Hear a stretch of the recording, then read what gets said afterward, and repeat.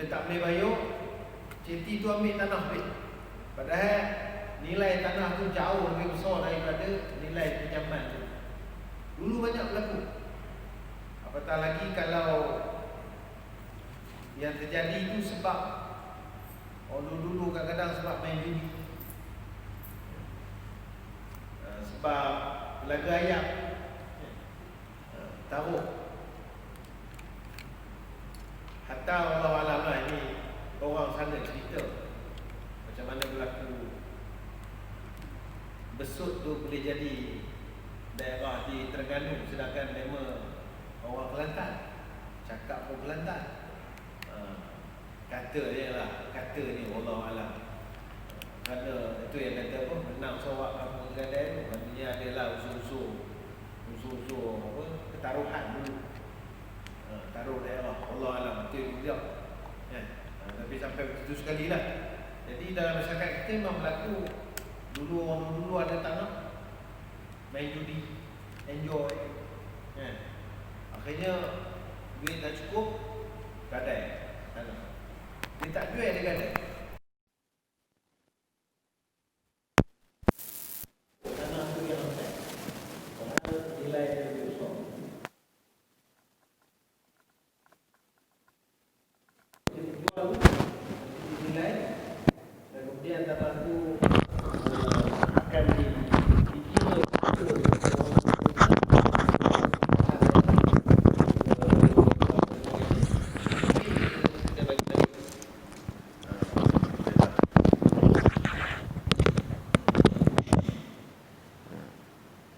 okey, kena cuba dulu. Cuba okey ya. Mic tadi tak berfungsi. Baik.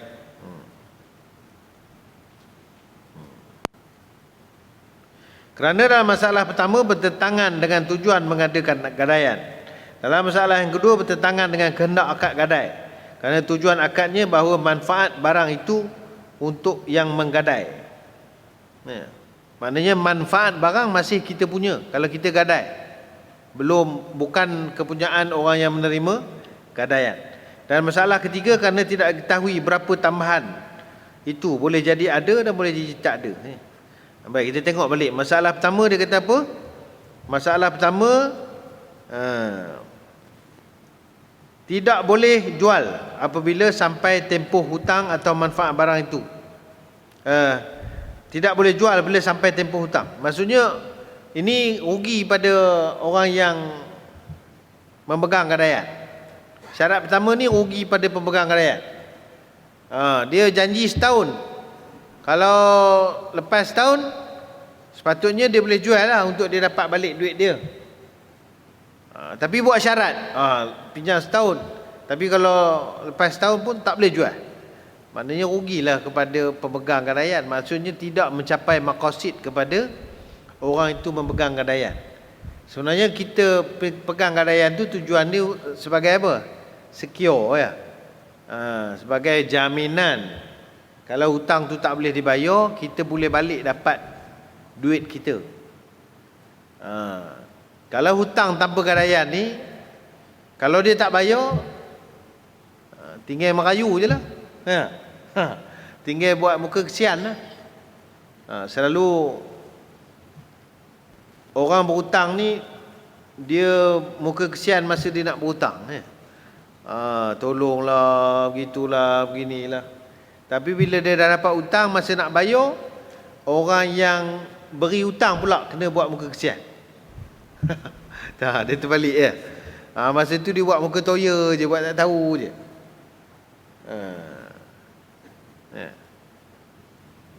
Jangan tuan-tuan ya, kalau berhutang jangan niat tak nak bayar. Niat bayar tak apa, insya-Allah. Kalau niat tak nak bayar, di akhirat esok tak lepas hutang. Ada soalan orang tanya, Ustaz, kalau orang sipolan ni berhutang dan dia tidak ada harta, apakah ahli waris wajib membayar hutang ni? Ya. Dia tak ada harta, dia tak ada tinggal harta ni, tak ada. Dan dia berhutang. Apakah wajib bagi ahli waris membayar hutang? Jawabnya tak wajib. Kerana itu bukan tanggungan wajib pada ahli waris ya.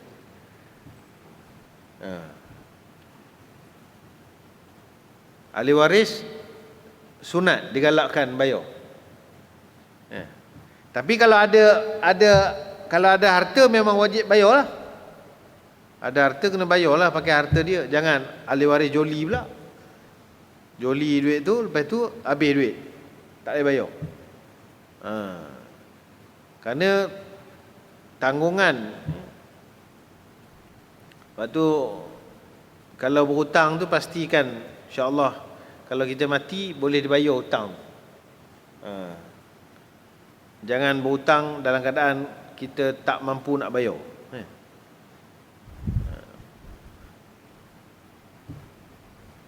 Baik. Jadi masalah yang kedua dia kata manfaat barang itu kembali kepada pemegang gadai. Maksudnya kita dah gadai. Lepas tu dia boleh guna barang tu. Dia boleh ambil manfaat. Itu tak boleh. Dari segi syarak tak boleh. Kalau kita gadai satu benda, dia tak boleh guna. Melainkan dengan kebenaran kita. Sebab yang kita gadai tu, ibarat dia kita meletakkan suatu tu, zat sementara.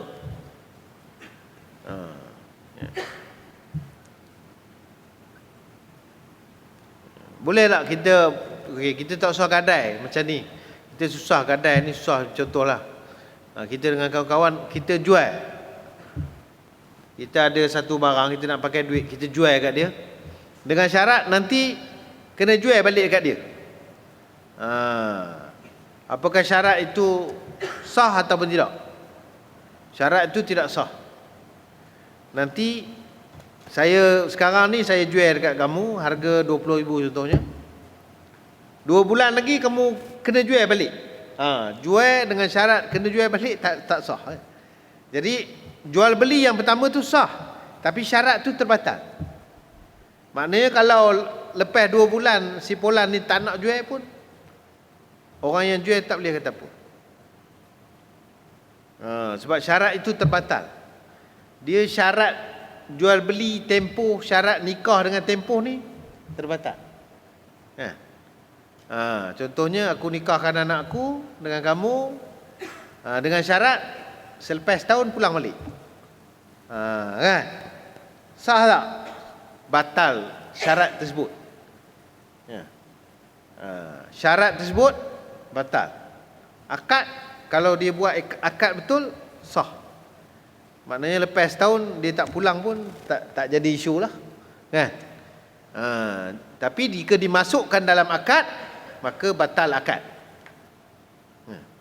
Jika dimasukkan dalam akad, maksudnya disebut dalam akad, aku nikahkan anakku dengan kamu dengan syarat tempoh setahun. Maka si Polan pun kata aku terima nikahnya dalam tempoh setahun. Maka nikahnya tidak sah kerana diletakkan syarat dalam akad.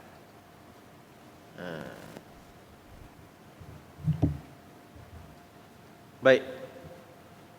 Adalah syarat orang yang menggadai dan pemegang gadai ialah orang yang layak mengurus harta. Ini orang yang menggadai, orang menerima gadaian, ini syarat ni sama.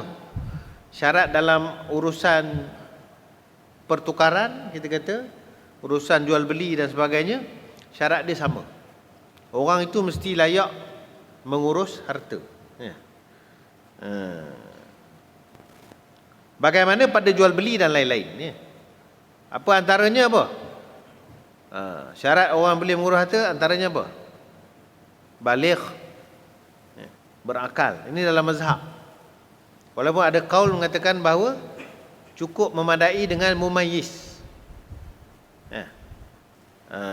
Cukup dalam keadaan mumayyiz. Maknanya budak sudah boleh membezakan antara yang baik dengan buruk, dia boleh jual beli. Tapi kaul yang ni kaul marjuh dalam mazhab, tapi dibenarkan, ada sebahagian pendapat ada benarkan pada kanak-kanak ni tadi yang sudah mumayyiz tadi, pada kadar yang sedikit. Jual beli pada kadar yang sedikit sebab otak dia belum matang lagi. Kalau dia dibenarkan jual beli benda besar-besar, takut dia ditipu. Kan? Otai-otai pun biasa kena tipu, apatah lagi kanak-kanak kan. Ada saya dengar dalam radio ke mana ke, satu orang budak kena tipu 200,000, berapa ratus ribu, scam. Jadi orang yang dalam radio tu dia katalah antara yang dia heran tu, mana budak tu dapat duit banyak mana, kan? Macam mana dia boleh buat transaksi dan sebagainya lah. Adalah isu. Sebab kalau ikut kanak-kanak dia tidak boleh buat transaksi sendiri ya. Dia ada had dia lah, dia ada hak umur. Jadi dalam Islam pun begitu ya. Walaupun pendapat yang muktamad dalam mazhab kita selewat-lewat balik tu adalah 15 tahun. Tapi sebenarnya banyak kaul yang mengatakan bahawa umur balik sampai 18. Sampai 18. Ini perbahasan yang panjang lah. Maksudnya balik ni maksud dia apa? Sampai ya? Sampai apa? Sampai apa sebenarnya? Sampai kepada, maksudnya akalnya sudah matang. Balik ni maknanya akalnya sudah matang. Sebab itu dari segi hukum amalan pun, hukum dosa pahala pun dikira bermula daripada kanak-kanak itu sudah balik. Selepas balik barulah dikira pahala dan dosa. Maknanya akal dia sudah matang. Sebelum tu dia tak matang. Jadi sebab itu dalam mazhab kita kaul yang muktamad. Kaul muktamad ni maksudnya kaul yang paling dipegang, yang paling kuat dalam mazhab, dibenarkan bermuamalah, berjual beli kanak-kanak ni tadi apabila surah balik. Tapi ialah pendapat ini kadang-kadang berat juga kalau kita nak amal sepenuhnya. Anak-anak kita pergi sekolah, belanja, beli makan kat kantin kan, beli ni sebagainya, jadi masalah. Maksudnya kita kena pergi beli. Anak-anak pergi ambil je, kita kena beli siap-siap. Jadi ada pendapat yang mengatakan kanak-kanak yang sudah memayis pun sudah harus jual beli pada benda-benda yang kecil ni. Pendapat ni boleh kita amalkan untuk kaedah, untuk menyelesaikan masalah anak kita di sekolah sebagainya lah. Tapi bukan pada perkara yang besar-besar. Maka wali bapa atau datuk atau pegang wasiat tidak diluluskan menggadaikan harta kanak-kanak atau orang gila. Pemegang amanah tak boleh. Tak boleh menggadai harta kanak-kanak atau orang gila. Sebab itu bukan bidang kuasa dia. Bidang kuasa wali ni adalah mengurus harta dia, mengurus harta. Tidak termasuk pada bab gadaian. Esok kalau tidak dia senang-senang digadainya. Dia pegang harta digadai. Melainkan kerana darurat terpaksa atau kerana ada untung yang nyata. Ketika itu baru diluluskan ia menggadaikan atau menerima gadai untuk hutang kerana belanja mereka yang perlu. Mungkin terpaksa gadai sebab tak ada perbelanjaan untuk anak ni tadi, terpaksa gadai. Ini hukum harus ketika darurat. Ad-daruratu tubihul mahzurat. Ketika darurat dia akan menghalalkan perkara yang asal tidak dia perkara yang asal haram atau perkara yang asal dilarang. Kaedah ni banyak dipakai dalam kehidupan kita pun bahkan.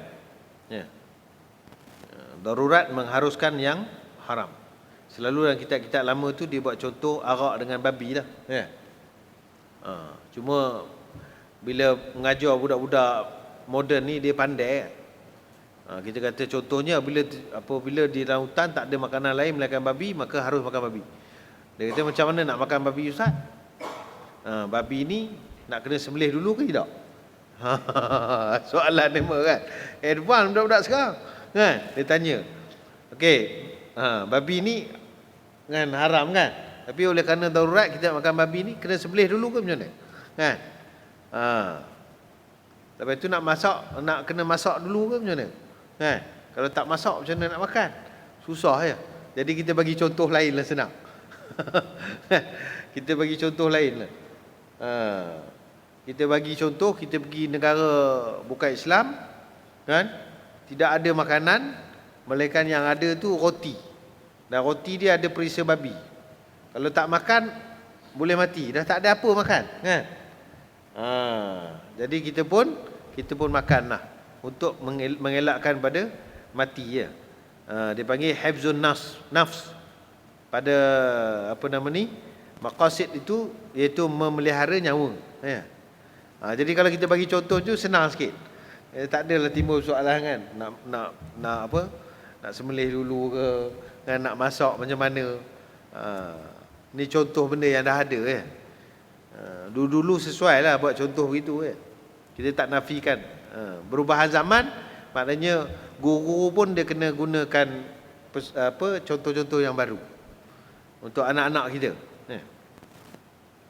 Macam dulu-dululah orang tua dulu kata koma senang, pergi sekolah dapat naik bas. Tok dulu pergi sekolah jalan kaki contohnya ya. Di asrama tidur koma pakai bantal. Tok dulu tidur pakai bohnyo je. Budak tanya balik, kenapa tok pakai bohnyo, kenapa tak pakai bantal? Dia heran pasal apa tak pakai bantal. Sebab dia tak boleh bayangkan bantal tu tak ada. Punya berlambak bantal yang ada kan. Kenapa tok tak pakai bantal? Nak pakai bohnyo juga. Ni contohlah. Jadi dia tak boleh bayang zaman tu, dia tak boleh bayang apa yang berlaku zaman dulu kan. Jadi maknanya nak kena bagi contoh-contoh yang dia lebih mudah faham. Orang menggadai pula, tuan barang harus mengambil hasil daripada barang yang digadaikan. Makna barang yang kita gadai tu, kita masih milik dia lagi. Kita masih milik. Maknanya manfaat kita macam boleh pakai. Contoh kita gadai rumah. Kita gadai geran rumah dekat bank. Boleh tak kita duduk kat rumah tu? Boleh. Kita masih boleh duduk di rumah. Bank tak boleh, dia pula duduk. Contohlah kita buat contoh itu. Buat contoh bank susah ya.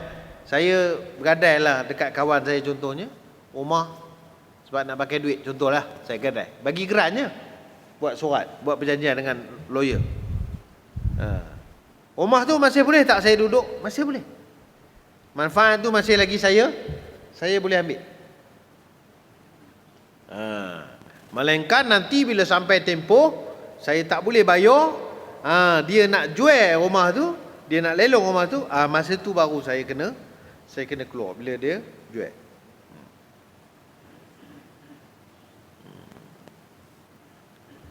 Atau menggunakan manfaatnya, tadi pergi ke hospital swasta ni kena tanda ni, lupa. Nanti orang tanya pula apa macam-macam SOP kita kena kan, nak masuk ni dia tanda. Maknanya ni betul-betul pelawat yang diiktiraf, bukan pelawat yang masuk curi-curi. Tapi kan saya nak pergi balik, baik biar je. Dah lekat dah, biarlah. Lekat baru. Okey.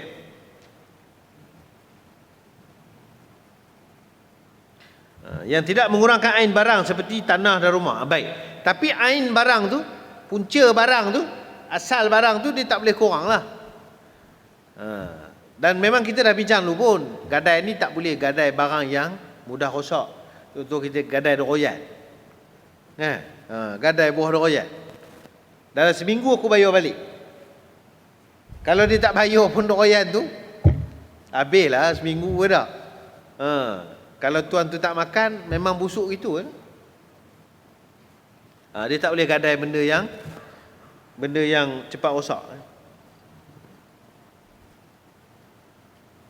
Ataupun kenderaan yang boleh ditunggang tapi tidak boleh membuat bangunan lain di atas tanah itu, demikian juga ditanam dengan tanaman yang boleh mengurangkan harga tanah. Baik, contohlah. Tapi tak bolehlah kita masa kita gadai tu ada pokok sawit contohnya. Dan ketika gadai diambil kira pokok sawit tu. Kita gadai 5 ekar contohnya, ada pokok sawit, maka dinilai tanah tu pada tanah dan pokok sawit. 5 ekar contohnya, katalah 200,000, contoh 200,000. nilai tanah tu dengan sawit. Maka dia bagilah kita pinjam 150,000 ke macam itulah. Biasanya itulah gadaian ni. Jadi kita tak boleh buat sesuatu pada tanah tu yang mengurangkan nilai. Tak boleh juga. Kan? Maknanya kita pergi tebang pokok tu habis. 5 ekar tu kita tebang pokok tu kan? Kita dah gadai-gadai, kita tebang semua. Tebang. Jadi tak boleh kerana bila kita tebang pokok tu 5 ekar tadi tak jadilah 200,000. Boleh jadi tinggal berapa? Tinggal 150,000 contohlah kan. Maksudnya nilai tak boleh menyebabkan nilainya kurang. Kemudian jika boleh dapat manfaat daripada barang yang digadaikan itu dengan tidak payah dibawa balik ke rumah yang menggadai, umpamanya hamba yang pandai menjahit dan menulis, tidaklah payah dikembalikan kepada yang menggadai, dibiarkan di rumah pemegang gadai. Sebaliknya, jika tidak boleh dapat manfaat, tidak dapat menjahit atau menulis, kenalah dikembalikan kepada yang menggadai dengan ada saksi jika ada tuhmah dalam permintaan kali pertama. Ini pun contoh yang susah. Sebab apa? Sebab hamba pun dah tak ada. Hukum yang berjalan, tetapi pelaksanaannya sudah tidak diamalkan. Yang ini saya ada dengar sebahagian kumpulan wanita yang kata sepatutnya poligami pun kena ambil hukum sama macam hamba. Hamba ni hukum dia ada, tapi pelaksanaan dah tak ada, tak sesuai. Jadi dia kata sama macam poligami, patutnya hukum je tinggal, tapi pelaksanaan tak tinggalkan. Tak payah buat lah. Dia kata, dia kiaskan benda ni dengan hamba. Dia memang cari jalan kalau boleh, tak nak je. Tapi kita tengok keduanya pada maslahah yang berbeza, pada keperluan dan masalah yang berbeza.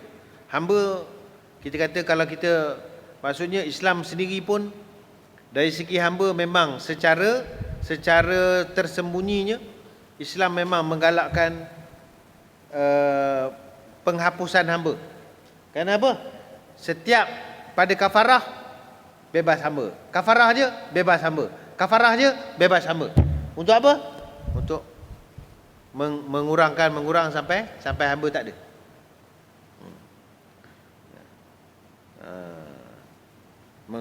Tapi isu poligami dia lain, tak sama.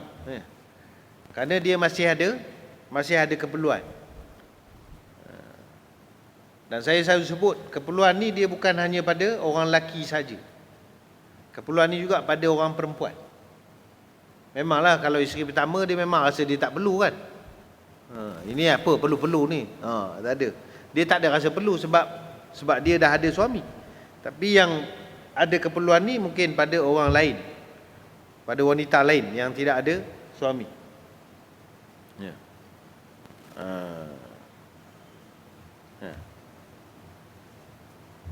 Itu kita bincang tajuk tu kemudian. Jadi kesimpulan dia sebut sini, kalau barang atau benda atau orang hamba tadi yang digadai tadi dan dia ada manfaat dia, boleh diambil.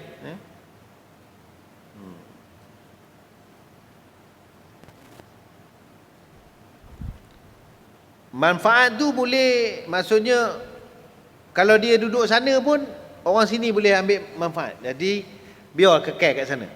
Begitulah. Tapi kalau pekerjaan dia tu mesti kena buat dekat rumah orang yang menggadai, jadi dia kena balik ke rumah. Dari di sini dia kata buatlah buatlah perjanjian buatlah perjanjian dengan ada saksi dan sebagainya. Maksudnya barang tu boleh kembali dipegang oleh orang yang menggadai.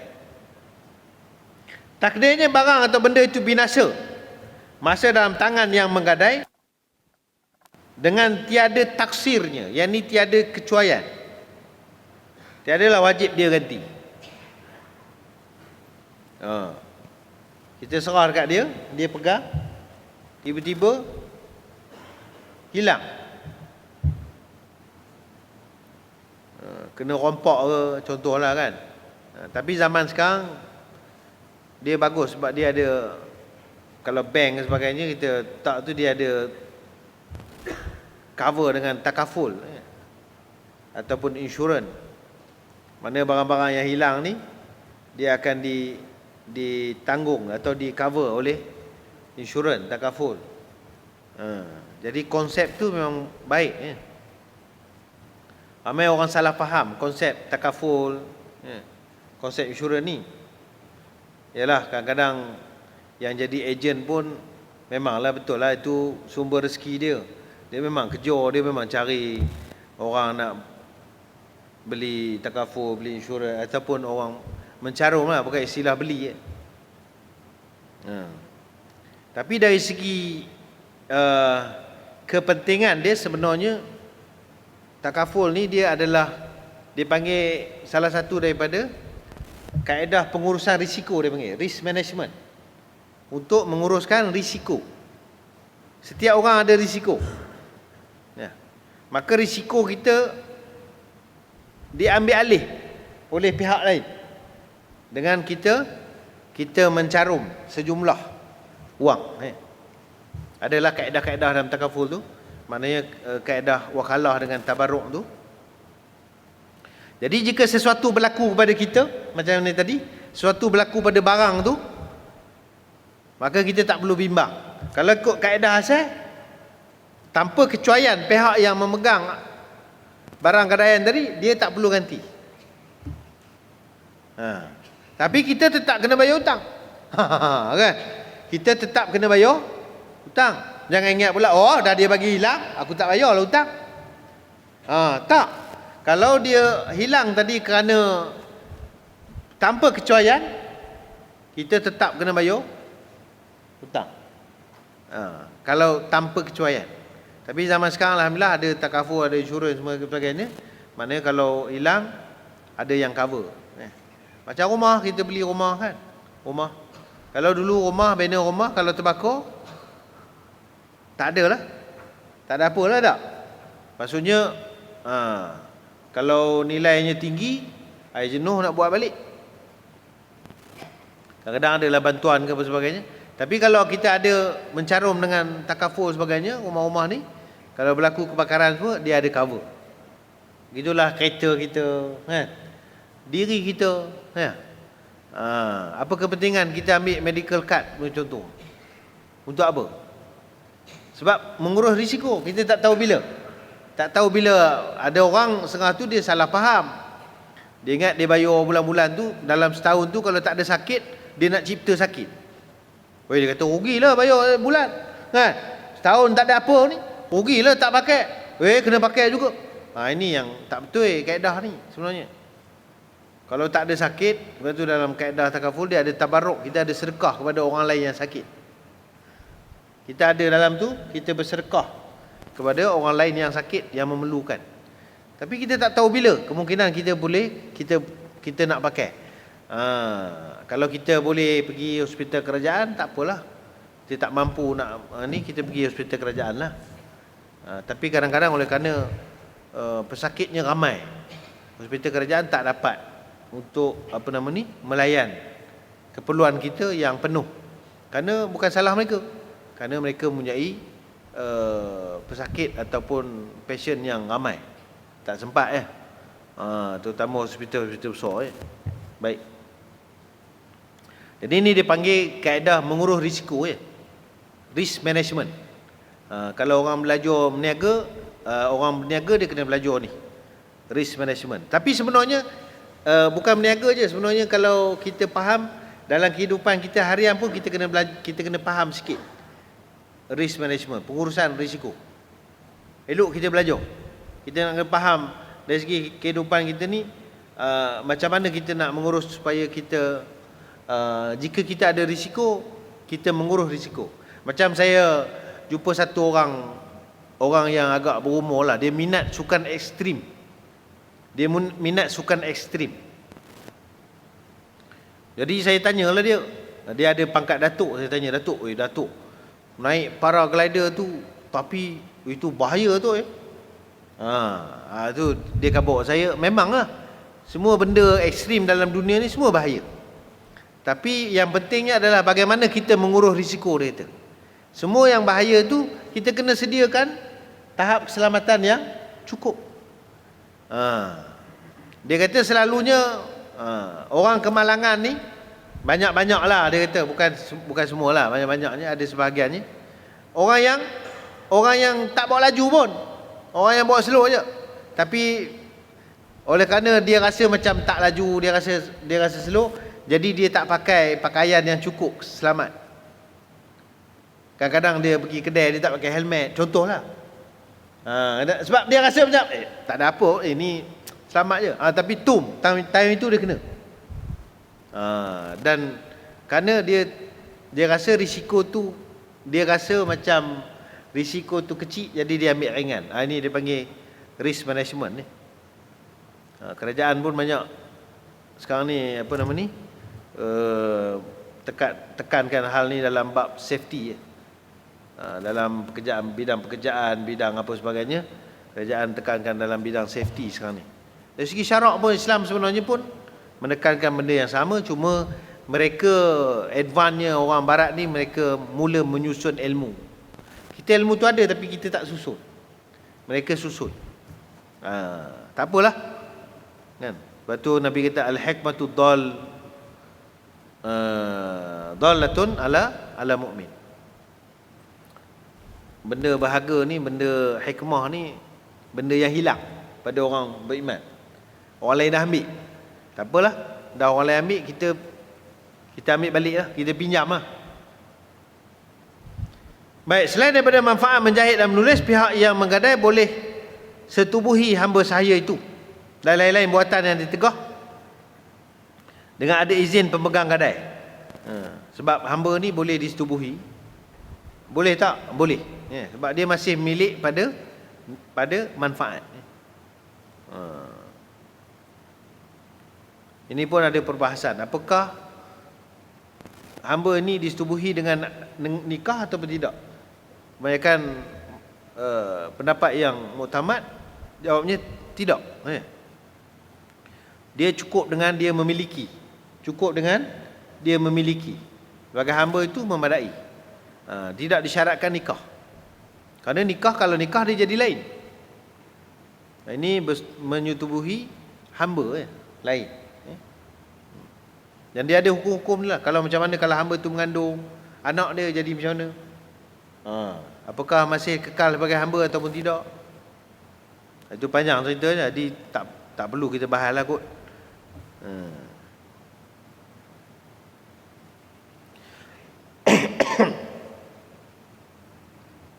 Tapi sebelum melakukan kerja-kerja itu, pemegang gadai boleh menarik balik izinnya.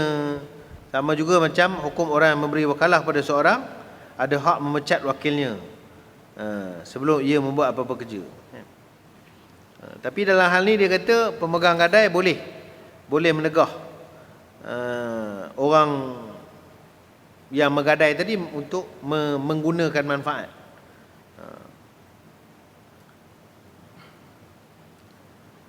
Mungkin dalam hal ni lah kot, hal apa nama ni, setubuh lah kot. Dalam hal lain dia memang layak untuk menggunakan manfaat.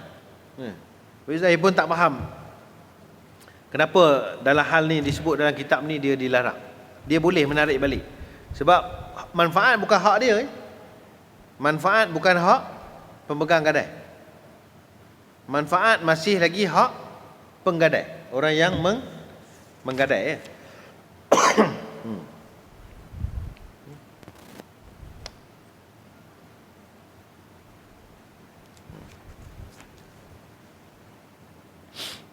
Setelah pemegang gadai menarik balik izinnya, maka segala perbuatan dilakukan oleh yang menggadai itu lara.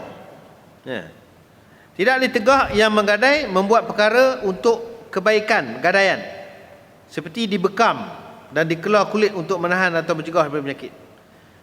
Maknanya kalau dia nak berubat ke apa, boleh lah. Ini orang yang menggadai. Sebab dia ada hak-hak dia juga. Dia ada hak-hak juga macam kita kata di tanah tadi. Dia ada hak.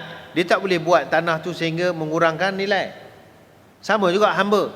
Kalau hamba ni tadi, dia tak boleh buat sesuatu yang menyebabkan nanti kurang nilai hamba ni. Belanja barang gadaian tu seperti makan hamba, makanan kuda dan sebagainya, wajib atas yang menggadai. Kalau dia gadai kuda, maka dia masih lagi kena tanggung makanan dan sebagainya. Bukan orang yang menerima gadai yang kena tanggung kuda. Bila dia dah milik, baru dia punya. Kuda ni kos dia tinggi. Kos nak jaga dia, nak bela dia, bagi makan kandang dia, orang upah jaga dia. Dia mahal lah. Dia jadi, kalau sekarang ni dia jadi hobi lah, hobi. Sebab dia tak ada rata-rata, tak ada senang-senang kita boleh cari kuda kan. Tapi dia hobi mahal lah, hobi mahal. Saya tanya orang yang main kuda, sebulan nak kena ada berapa duit? Paling kurang dia kata, paling komat 1,000 serah. Nak bela seekor kuda. Tapi seronok naik kuda, seronok dia kata. Saya teringin juga. Tapi tengok 1,000 serah sebulan tu, serut lah sikit. Kalau pergi yang berbayar sekala sekejap tu boleh, tapi tak puas lah. Tak puas lah. Dapat 5 minit, 10 minit, kena bayar RM30. Baru gaya nak ni, tak puas. Tapi nak beli tak mampu, mahal. Jadi ada orang tanya, Ustaz, Nabi dulu suruh kita sunnah berkuda. Di antara sunnah Nabi suruh berkuda kan. Apakah boleh kita tukar sekarang ni sunnah berkuda tu, kita tukar sunnah tu dengan menunggang EX5? Boleh tak? Kena kias lah, kena tengok balik. Zaman Nabi kuda ni selain diguna untuk sebagai exercise, tapi sebenar-benarnya matlamat kuda ni untuk perang. Zaman Nabi, matlamat kuda ni untuk perang. Lepas tu ada hadis Nabi kata, Nabi membenarkan pertandingan yang mendapat hadiah ni. Nabi kata lain-lain tak boleh melainkan 3. Antaranya ialah pertandingan menunggang kuda. Sebab apa pentingnya zaman Nabi ni kuda? Sebab dia guna untuk perang. Orang mahir naik kuda ni dia boleh jadi tentera elit dah kan? Sebab nak berperang, nak pegang pedang berlawan sambil naik kuda ni, bukan senang. Jadi itu salah satu. Jadi nak kias dengan motor ni macam tak boleh pergi lah kan? Kita kena kias belajar bawa jet pejuang boleh kot kan? Ataupun bawa kereta kebel zaman ni kan. Baik. Belanja barang gadaian itu adalah amanah kepada pemegang gadai. Jika berlaku kerosakan atau binasa dalam tangannya, tiada wajib atasnya mengganti, melainkan jika sebab cuai, seperti ditunggangnya kuda atau dimuat ke atas barang yang berat sebagainya, maka wajib dia ganti. Dia tak bagi makan kuda tu ke, makanan ada semua dah dihantar semua, dia tak bagi makan, dia tak, mati kuda tu, itu dia kena ganti ya. Sebab kecuaian kalau dia pegang benda tu. Contoh mas, dia letak merata. Contoh lah, kita bagi motor lah, contoh kita bagi motor kat dia, gadai motor, dia hilang motor tu sebab apa? Kunci pun dekat motor. Malaysia jangan, kalau ada tak tahulah dia mana-mana negara, mungkin dekat Mekah ke boleh kot, letak motor, letak kunci sekali orang tak ambil. Dekat Malaysia ni bukan kata letak motor kunci dah, lock dah, dia motor tak boleh ambil, brake pun boleh potong, brake pun dia ambil. Macam-macam. Motor besar ni kadang dia pakai brake yang mahal tu kan, dia ada brake mahal tu, brake Brembo, brake tu mahal, motor besar pakai. Yalah, kalau kita kunci motor, contoh kunci motor, kunci lock bubuh ni, mana ada kunci brake tu? Brake mana ada kunci? Brake dia potong ni mah. bukanya ambil berit. Kawan tu nak balik udah tak ada berit. Dia jual bukan mahal pun, dia jual murah, tapi kawan ni tu nak kena ganti balik berit tu 1,000. Ni contohlah kan. Tapi kalau kita dah lock, dah elok betul hilang, itu bukan kecuaian. Ini cerita tinggal kunci. Betul hilang, itu kecuaian. Insurans pun tak ganti kalau kita kabur kata kita tinggal kunci.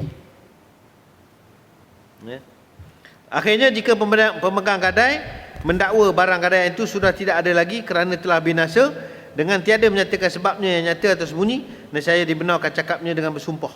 Atau dia menyatakan sebabnya yang sembunyi seperti dicuri orang, atau menyatakan sebabnya yang nyata seperti rumah terbakar sebagainya, dibenarkan cakapnya dengan sumpah. Sebab apa? Cakap seseorang itu memang dari segi kaedah ni dia panggil kaedah istishab.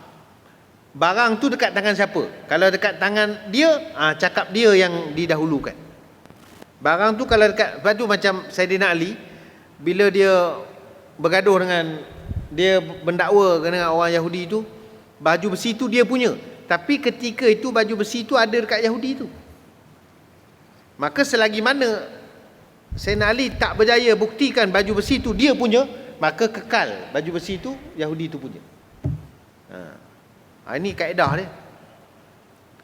Jadi siapa yang nak mendakwa sebalik, dia kena datangkan bukti. Contoh bagi seorang perempuan, kalau dia mendakwa dia sudah suci 3 kali, maka dipakai cakap dia.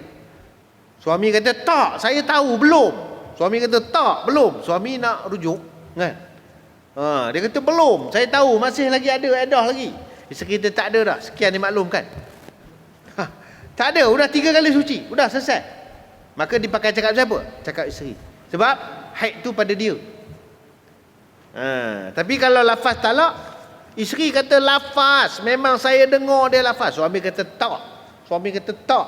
Kan? Maka dipakai cakap siapa? Pakai cakap suami. Tapi disuruh sumpah lah untuk menguatkan. Wallahu alam. Kita azan, tengok azan dulu Jadi kita tangguh terus lah. Tak ada soalan. Soalan tangguh tahun depan. Selepas habis Covid insya-Allah. Bismillahirrahmanirrahim. Alhamdulillahirabbil alamin wassalatu wassalamu ala mursalin wa ala alihi washabbihi ajmain. Allahumma zidna ilman yanfa'una bima 'allamtana wa ma yanfa'una. Alhamdulillah ala kulli hal wa na'udzu billahi min halin nar. Rabbana atina fid dunya hasanah wa fil akhirati hasanah wa qina adzabannar. Alhamdulillah. Qaulullah.